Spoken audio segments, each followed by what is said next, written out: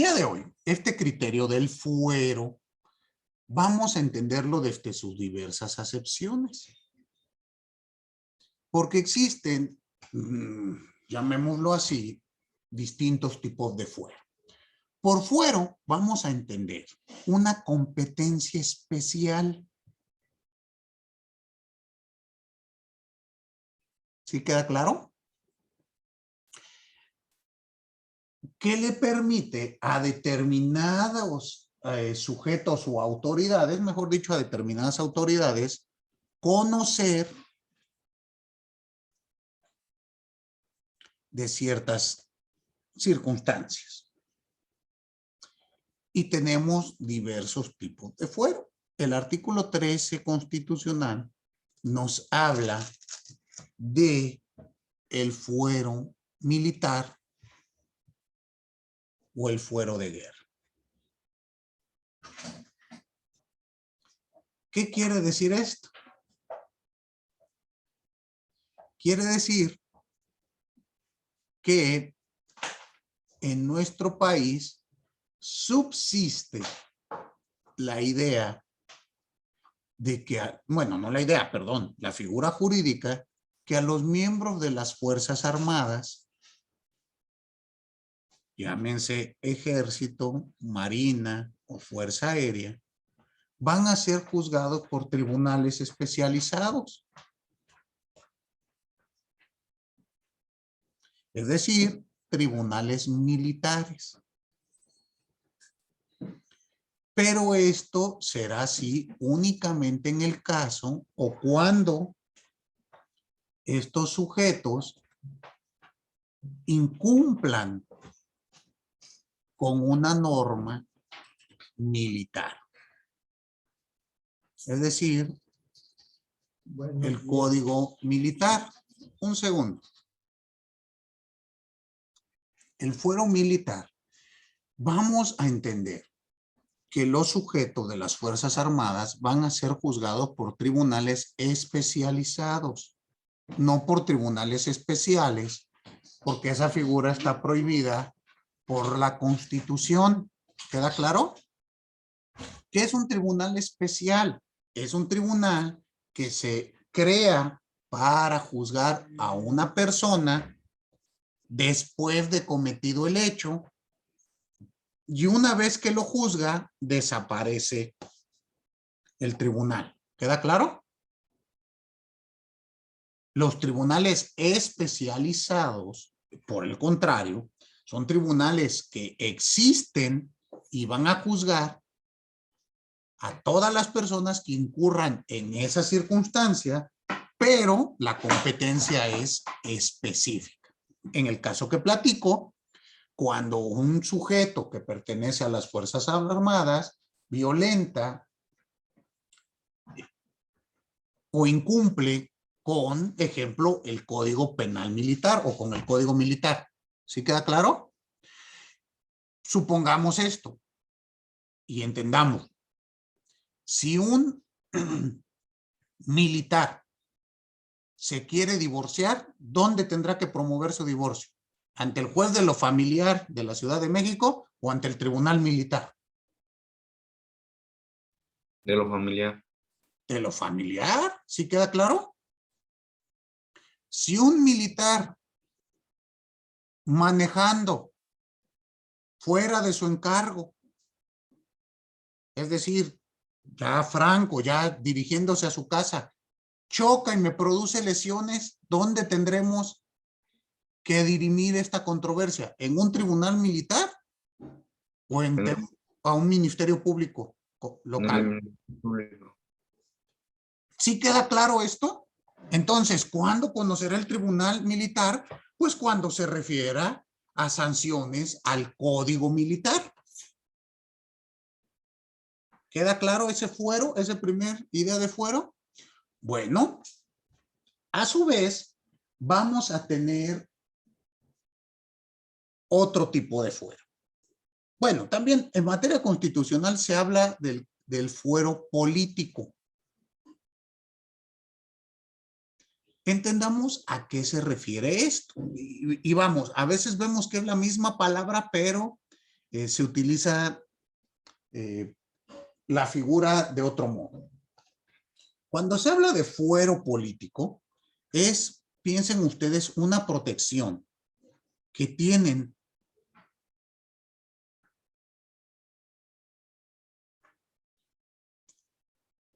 ciertos funcionarios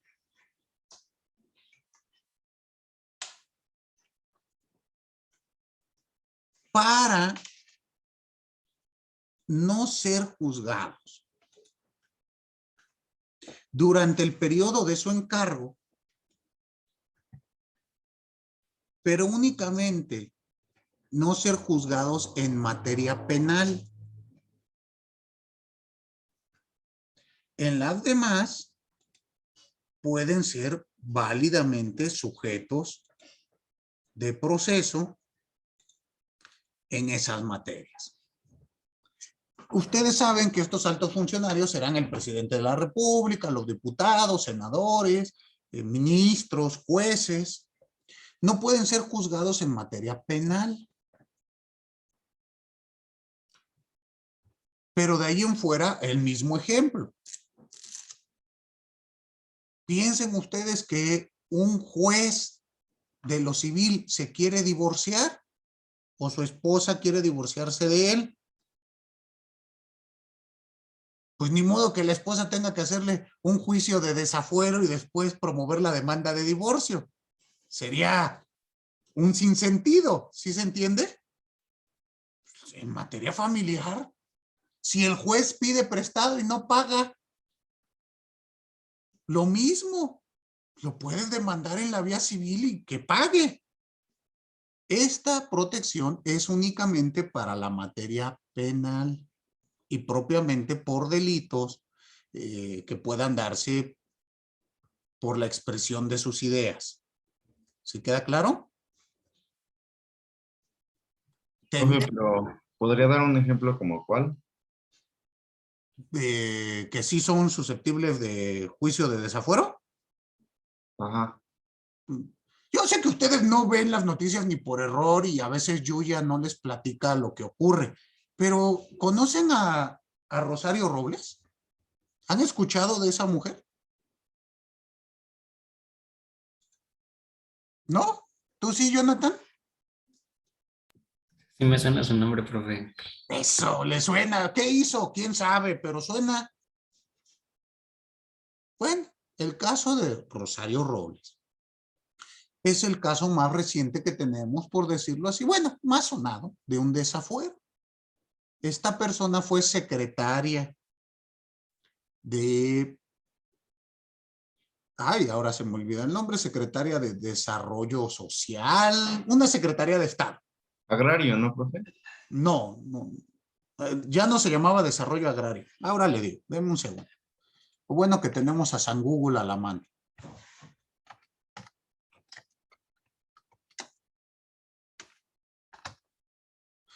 Tienes razón, es exsecretaria mexicana de Desarrollo, ¿dónde se fue? Desarrollo Agrario y Territorial. Pero recuerdo yo que había cambiado el nombre. Bueno, el tema que ella era jefa de una secretaría de Estado y se le acusa de haber malversado recursos públicos, una cantidad brutal de millones de pesos, en algo que se conoce como la estafa maestra, donde por medio de universidades, hagan de cuenta como que triangulaban el dinero y llegaba a manos de particulares. Y estamos hablando de muchos millones de pesos. Bueno, a esta persona, pues para poderla, hoy en día que esté sujeta a un procedimiento penal, se le hizo un proceso de desafuero. ¿Sí queda claro? Serán casos como este que acabo de platicar. Piensen ustedes, hay otro senador, si mal no recuerda, senador o diputado, igual por este mismo caso de la estafa maestra, que también está privado de su libertad. Dígame, Carolina. Profe, es que bueno, yo sí me acuerdo más o menos del caso, pero justo le iba a preguntar que por qué seguía, o sea, porque ya lleva 2 años, ¿no? En prisión preventiva. Que por qué seguía si, o sea, bueno, es que no escuché muy bien la noticia, o sea, no sé muy bien, pero que todavía le falta que le comprueben unas cosas, ¿no? No, pues le falta todo, pues si Entonces, todavía no llega ni a la etapa de juicio.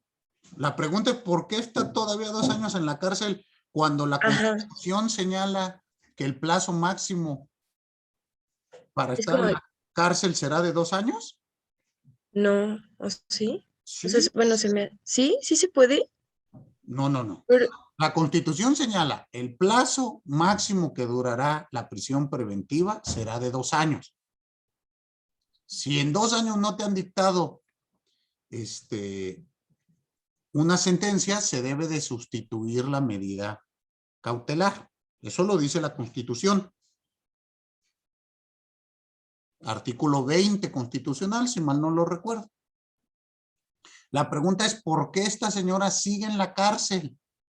A pesar de que ya transcurrieron los 2 años. ¿Sí? sí, es esa la pregunta. ¿Ok? Bueno, hay dos supuestos. El primero, el jurídico, el estrictamente legal, porque cuando hablo sin conocer obviamente el caso a profundidad, pero aquí con ella hay dos aspectos. El primero, le tocó el tema de la emergencia sanitaria y durante la emergencia sanitaria hubo suspensiones de actividades jurisdiccionales, es decir, se interrumpieron plazos. Y el argumento no es exclusivo para ella, sino para muchos casos más que ha dado el Poder Judicial, es que durante ese lapso no se computa o no vamos a tomarlo para esos 2 años. Es decir, todavía le faltan algunos meses. Además, cuando ella interpuso amparo, que fue así, ella interpuso, me parece que un amparo para discutir si esto fue constitucional o no. Si en el amparo le otorgaron la suspensión del procedimiento, pues tampoco se computa ese lapso. Entonces, descontando los plazos de suspensión, pues a lo mejor tiene año y medio computado. Ese es el argumento meramente legal. Y se lo digo, Carolina, porque a mí me lo han aplicado en un caso diverso para otra cosa, donde yo estoy alegando precisamente eso, ¿no? Pero, oiga, pero es que a ver, cuando usted suspendió plazos, yo seguía dentro de la cárcel. ¿Están de acuerdo? ¿O qué? Cuando se suspendieron 6 meses, ¿me dejaron salir? No, mi cómputo debe de ser desde que yo estoy privado de mi libertad, porque aquí lo que se me está afectando es mi derecho. Y la Constitución, por lo menos yo así lo interpreto, esos plazos no son sujetos a suspensiones, únicamente cuando se dé el amparo. Esa es la interpretación que yo hago, pero bueno, está la otra interpretación que es la que ha imperado por ser de autoridad. Todavía autoridades federales no se han pronunciado al respecto, pero a mí me parece que esto se puede traducir en una prolongación indebida de una figura. Dígame, Carolina. Pero, profesor, por ejemplo, en el caso en el que nosotros estábamos viendo justo ahorita la parte de la cuantía, supongamos que pasó esto de la pandemia y estuvo, bueno, no sé cuántos días en la cárcel. ¿Cómo recuperas eso? Porque pues estar en la cárcel ya gratis, pues no creo que esté tan padre. Pero ¿cómo que la cuantía? ¿Qué tiene que ver la cuantía? Ajá, o sea, que nosotros habíamos visto que la cuantía, a ver, deje volver a checar. ¿Cuantía o mi- penalidad? eh, creo que, mm, es Cu- que no me acuerdo. Cuantía es dinero. Y, Ajá, y quedamos que eso es para temas civiles de naturaleza. es cierto, Ujú. que sí, sí. ¿Será penalidad o alguna cuestión por el estilo? Tiene usted razón, o sea, pues el día que yo estoy en la cárcel injustificadamente, ¿qué? Pero pues mire, lo bonito es que como aquí ni ustedes conocen la Constitución, pues no se preocupan las autoridades. Es una violación a los derechos humanos. Falta en nuestro país, qué bueno que usted ya lo detectó, Carolina, falta la indemnización del Estado para las personas que sean privadas de su libertad de manera injustificada. No tenemos una sola norma que lo permita. A esto se le conoce como responsabilidad por error judicial. Porque piense usted esta señora, Rosario Robles, si el día de mañana es hallada inocente, todo el tiempo que pasó en la cárcel, ¿qué? Ni un usted disculpe te dan. Es más, te dice el juez, ¿se va a poner loco? Ahorita lo meto otros 5 añitos, a ver si se calma. A mí me parece eso terrible. ¿Sale? Pero falta mucho que discutir, mucho que analizar. ¿Cómo es esta cuestión? ¿Cómo se realiza el cómputo de la prisión preventiva? De acuerdo con mi criterio, pues es que tiene que ser desde que soy privado de mi libertad, independientemente de las cuestiones administrativas que se puedan dar.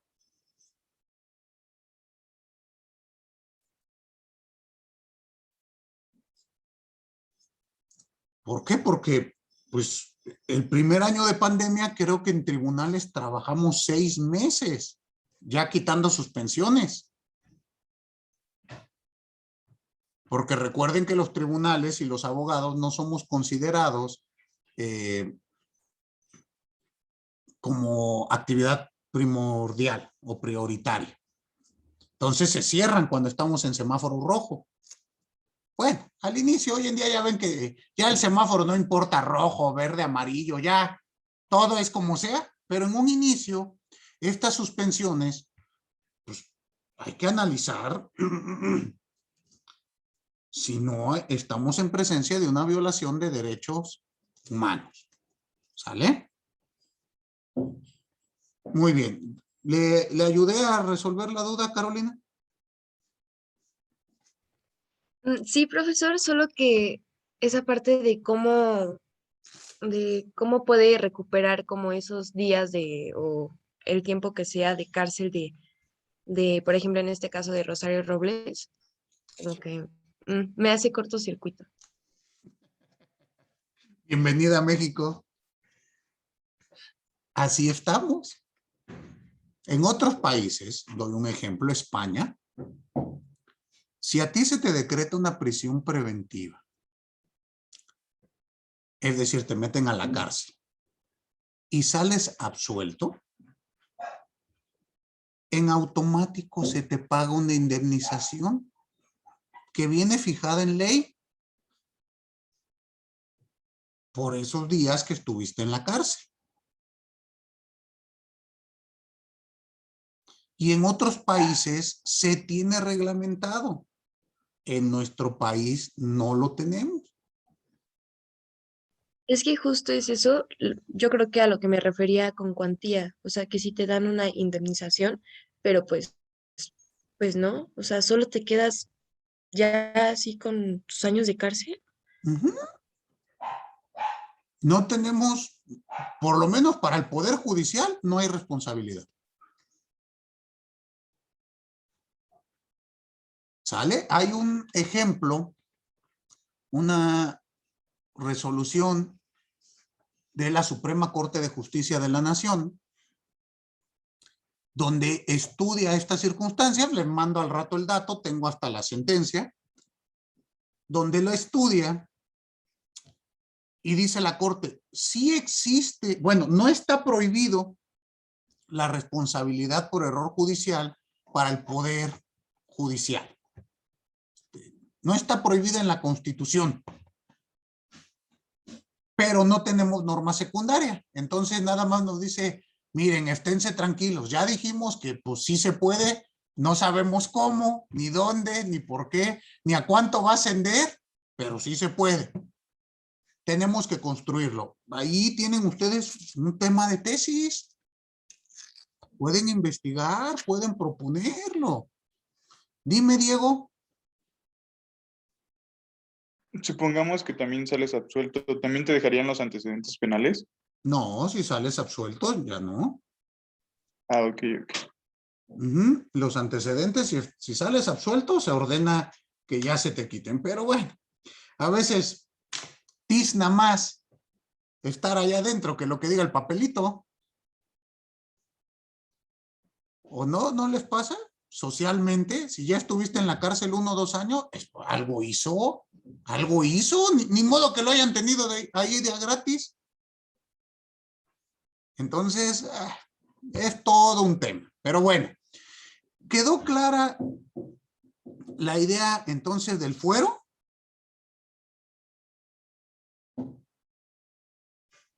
¿Sí? Ahora, hay otros fueros.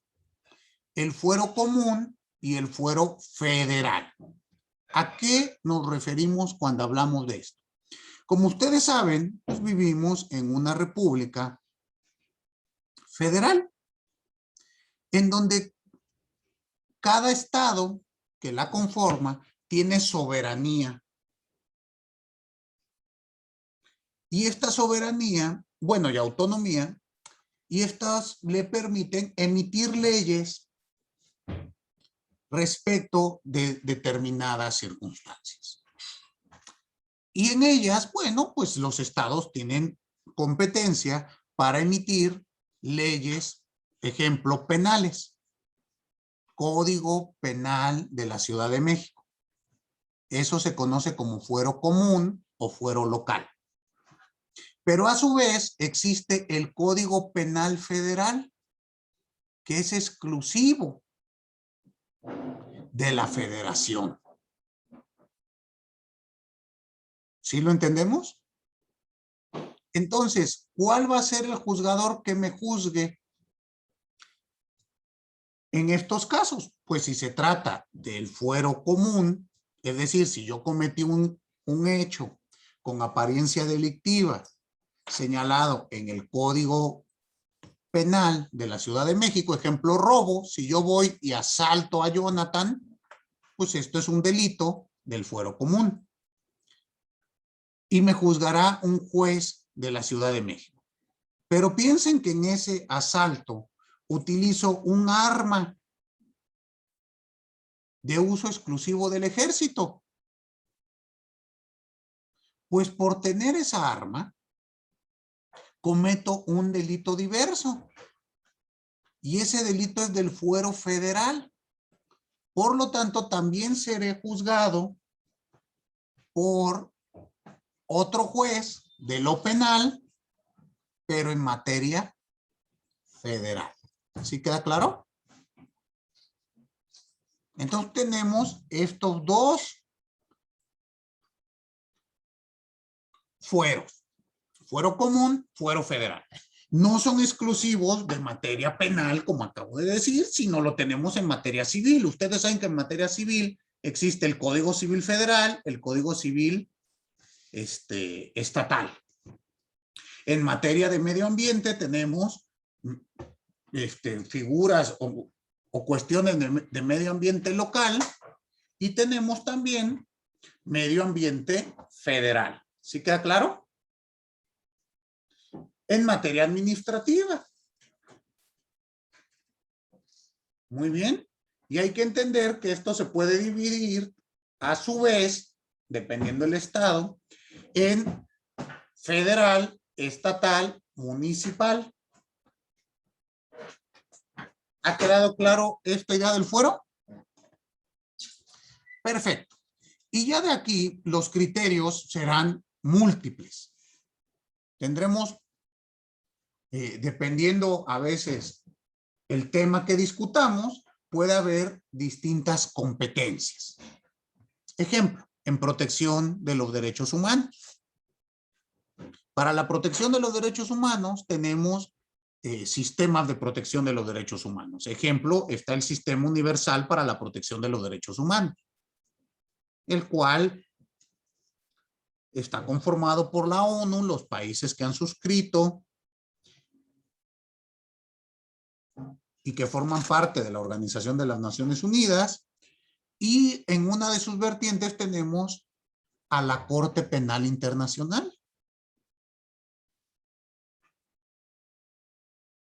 La Corte Penal Internacional tiene una competencia para conocer de violaciones de derechos humanos. Pero a su vez, en el caso mexicano, que formamos parte del Sistema Interamericano de Protección de los Derechos Humanos, el tribunal competente para sancionar y conocer de este tipo de violaciones es la Corte Interamericana de los Derechos Humanos, que tendrá una competencia específica. Sí van viendo entonces que, bueno, habrá más criterios objetivos para la clasificación de la competencia. Dígame, Samuel. Profe, ¿y qué hace la Convención Interamericana? ¿Qué hace la Convención Sí, Americana de los Derechos Humanos? sí, creo que sí. Igual eso, ¿no? ¿Se dedica a eso? ¿La Convención o la Comisión? La Convención. La Convención es un instrumento jurídico, no hace nada como tal. Ok. La Convención es el papel, pues. Haz de Ok, cuenta, ok. vendría siendo un tratado internacional. La Convención es la que da origen al Sistema Interamericano de Protección de los Derechos Humanos y que tiene dos órganos colegiados: la Comisión Interamericana de Derechos Humanos y la Corte Interamericana de Derechos Humanos. Ok. La comisión se encarga, es un primer filtro, se encarga de analizar las posibles violaciones al Pacto de San José, a la Convención, y de ahí canalizarlo a la Corte Interamericana. Y la Corte Interamericana, su competencia es consultiva y contenciosa. Consultiva, pues cuando un Estado le pregunta, oye, yo tengo esta figura jurídica, violenta la comisión, la convención, perdón, y la Corte, a manera de consulta, le otorga una respuesta. La contenciosa es cuando condenan a un Estado por violar los derechos humanos de una persona. En el caso mexicano, pues tenemos varias sentencias donde hemos sido condenados. ¿Sí queda claro? Sí, gracias. Perfectísimo.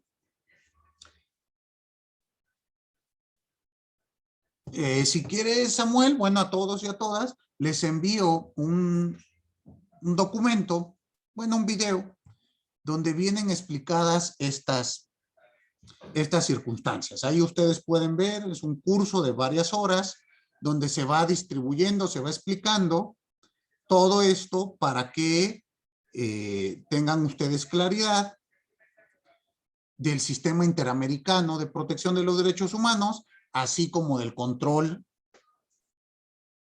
difuso de la convencionalidad. Entonces, ahí también hablamos de competencia, por eso les digo, ya ven que después en el cuadro les puse etcétera. Pues, ¿qué otros criterios objetivos habrá? Pues, N cantidad. ¿Sale? Ya se los envié. Viene, es una lista de reproducción, y ahí ustedes vayan reproduciéndolos para que vayan entendiendo la figura.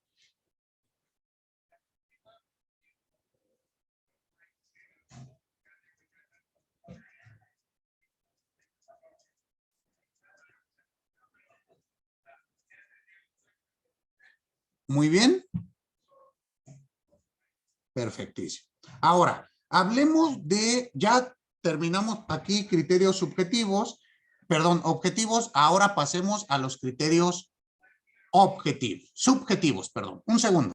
Ahora, hablemos de la competencia subjetiva. Este criterio de competencia se divide, bueno, cuando decimos que es subjetivo, se refiere a la persona investida de jurisdicción. ¿Y cómo este sujeto va a cumplir con esta circunstancia?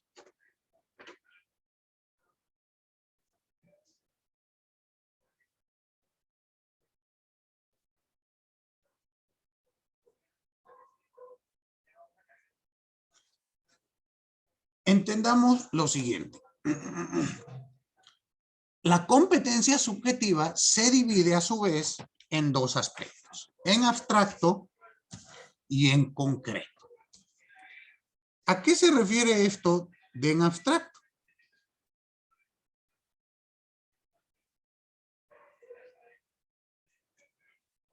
Se refiere a los requisitos que debe de cumplir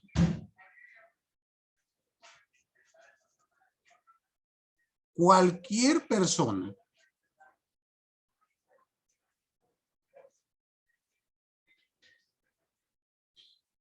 que desee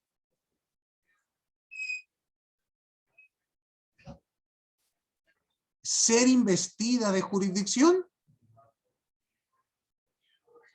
Estos requisitos estarán en la ley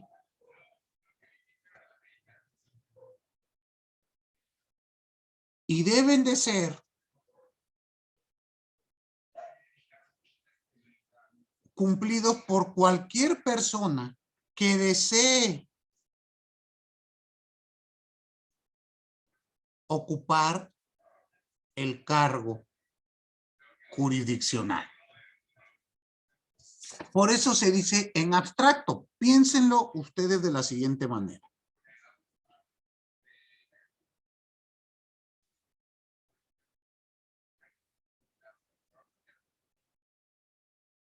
Si el día de mañana Jonathan quisiera ser juez, pues tendrá que cumplir estos requisitos. Por eso decimos que están en abstracto.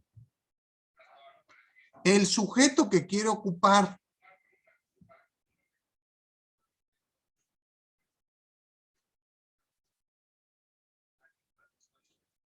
el cargo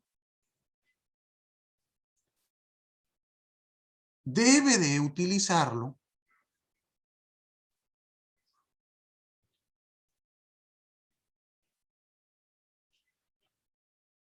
debe de cumplir estos requisitos para lograr acceder a la encomienda. Pero los requisitos que tenga que hacer Jonathan, que tenga que cumplir, serán los mismos que tenga que cumplir Tabata, Alejandro, Axel o yo. Por eso decimos que esto es en abstracto. ¿Sí queda claro? Los pone el legislador.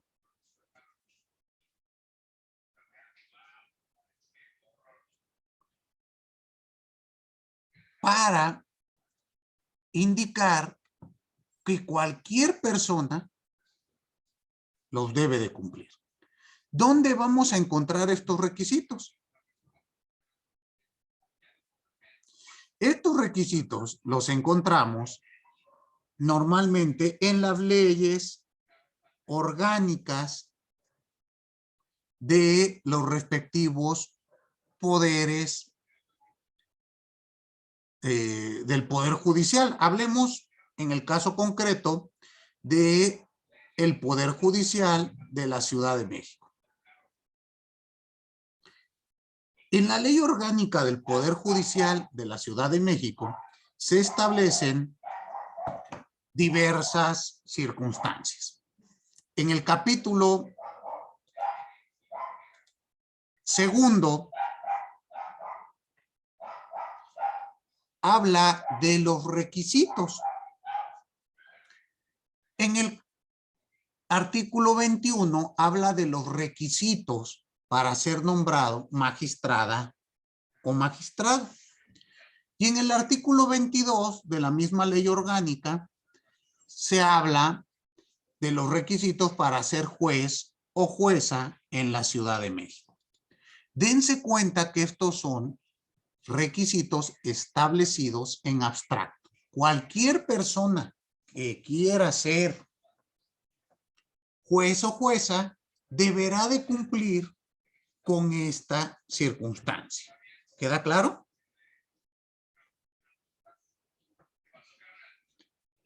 Entonces, entendamos lo siguiente. Vamos a leer nada más una o dos fracciones para que ustedes vean estos requisitos.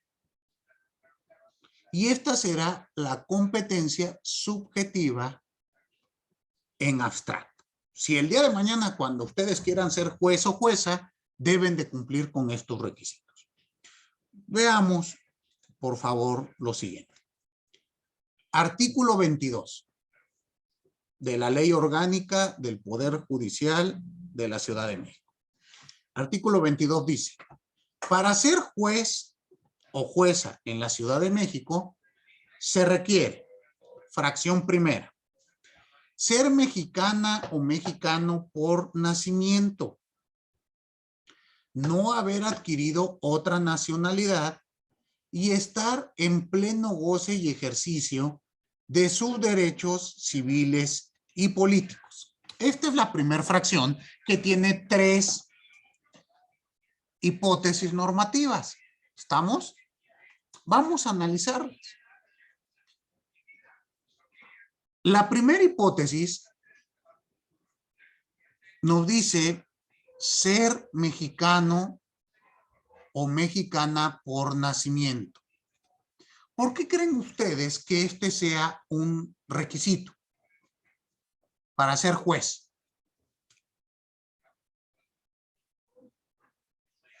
¿Qué piensan? Dime, Carolina. Porque un extranjero no puede ocupar un cargo público Pero de... ¿cuál será la razón?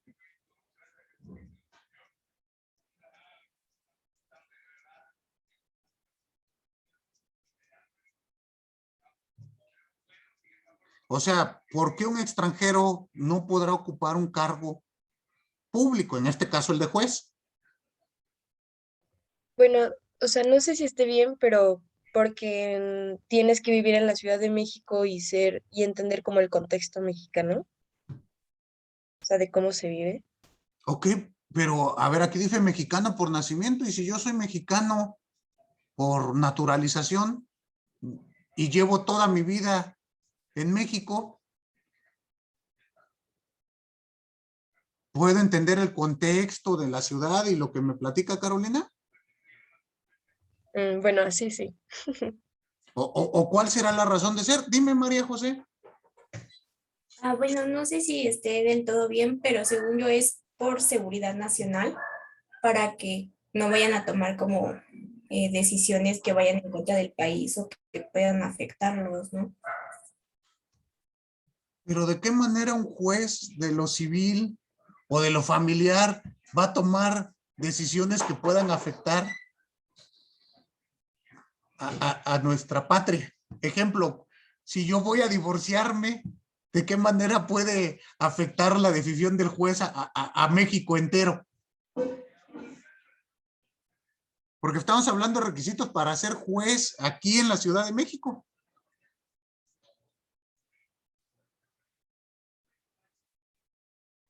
¿O qué piensan?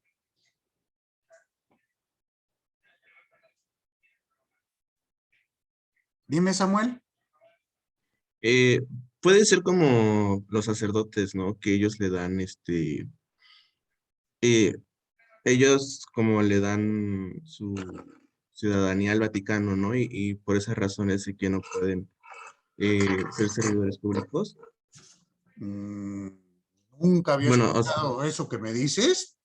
Hasta donde y- yo sé, eso es pues, una locura. Lo que estás diciendo es un sinsentido. Te pido, ok. te pido analices seriamente lo que estás diciendo porque no sé. Para empezar, desconozco si existe la ciudadanía del Vaticano. Bueno, algo así, o sea, que ellos le dan su... Maestro, pues, Bueno, estamos inventando cosas y usted quiere que sea. no. Está ahí. Si el Vaticano, yo sé que es un estado autónomo, pero no es un estado autónomo, vamos a decirlo en ese sentido. Pues el Estado Vaticano pertenece al Estado italiano. No da ciudadanía, no da pasaporte, no pone aduanas ni impuestos. No. Mejor investigo bien y le platico después, profesor. Claro que sí, pero eso Sí, que me estás diciendo es un claro. sinsentido. Está bien. Un sacerdote mexicano no deja de ser mexicano. No se vuelve vaticanista. No. ¿Cuál es la razón de ser? Que la soberanía radica y surge del pueblo. ¿Están de acuerdo? Del pueblo mexicano. Entonces, debe de caer o debe de regresar a un miembro del propio pueblo. ¿Sí queda entendido esto? Y esta es una teoría, como ustedes saben, contractualista de el origen del Estado. Y es la razón por la cual, no únicamente en México, sino en todos los demás países, se pide que el servidor público sea de la nacionalidad del país donde va a estar investido de este poder. ¿Sí queda claro?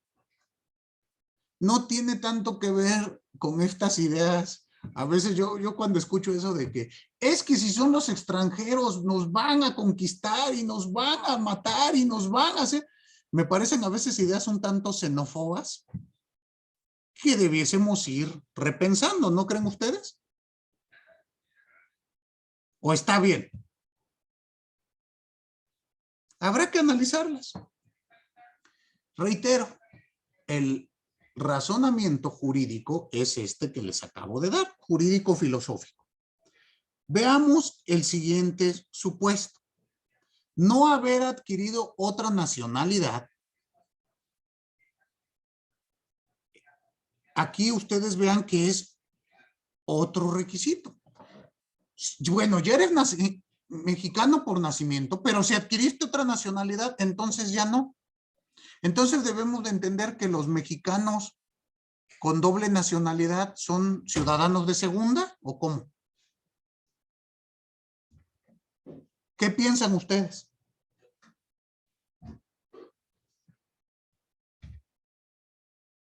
Ejemplo, si yo soy mexicano por nacimiento y me caso con una persona de nacionalidad colombiana y adquiero la nacionalidad colombiana, ¿ya por ello no podré ser juez? Pues sí. Y aunque haya vivido toda mi vida en México, es más, ni conozco Colombia, me enamoré y me casé aquí. ¿Qué opinan ustedes?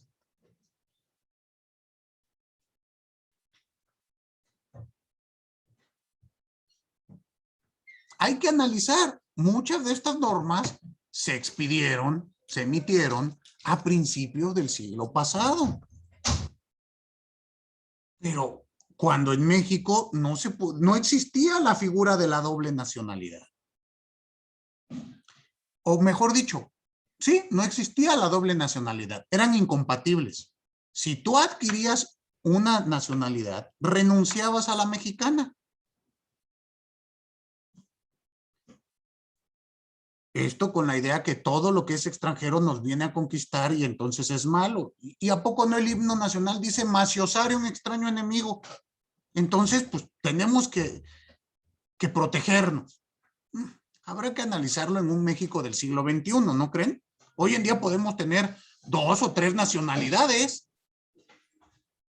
pero pues según lo que establece esta ley, estás impedido para ser juez. ¿Sí queda claro? Y por último, estar en pleno derecho, perdón, no estar inhabilitado en tus derechos civiles y políticos. Esto es claro. ¿Cuándo se te inhabilita en tus derechos civiles y políticos? Pues cuando has sido sometido a un proceso penal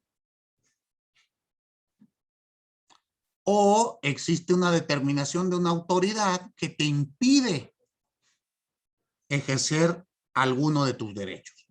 Si no estás en pleno ejercicio de ellos, pues es lógico que no puedes ocupar un cargo público. Ese sí es completamente válido y entendible. ¿Sí quedó claro? Veamos la fracción segunda. Fracción segunda, tener cuando menos 30 años de edad cumplidos al día de la designación. ¿Por qué creen ustedes que 30 años? ¿Por qué crees, Axel, que sean 30 años los que pide la ley? Y no 31.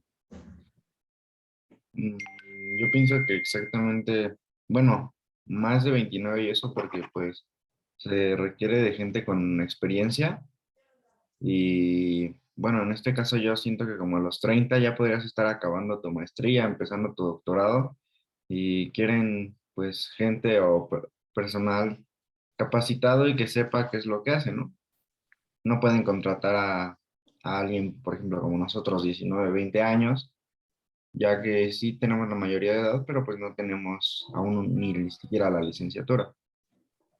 Ok, bueno, ya veremos otros requisitos que son los que está señalando, que son la licenciatura y los años de experiencia, pero aquí habla de una edad en particular. 30 años. Porque vamos a ver que usted puede ser licenciado en Derecho a los 21 y tener 5 años de experiencia a los 26, que es los otros requisitos que piden. Y no obstante, cumpliendo esos, tendrá que esperarse 4 años más para ser juzgador. ¿Y por qué se establecieron 30 años? Bueno, se estableció por un tema igual,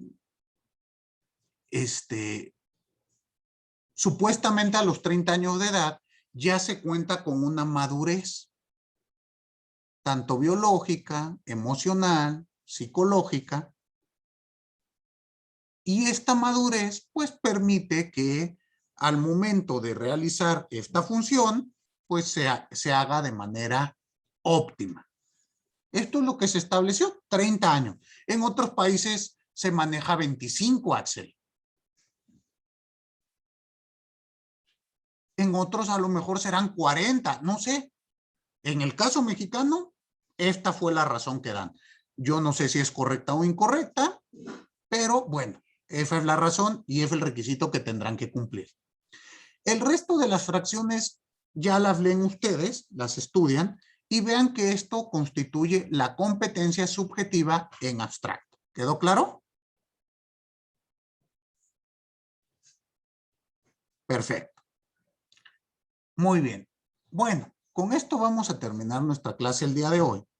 Y para el día miércoles, por favor, recuérdenme que analicemos la competencia subjetiva en concreto. Muy bien. Perfecto. Muchas gracias a todos y a todas. Dime, Itzel. Buenos días, profesor. Quería Buen ver si día. podía hablar con usted unos minutitos después de la clase, por favor. Ok, con todo gusto.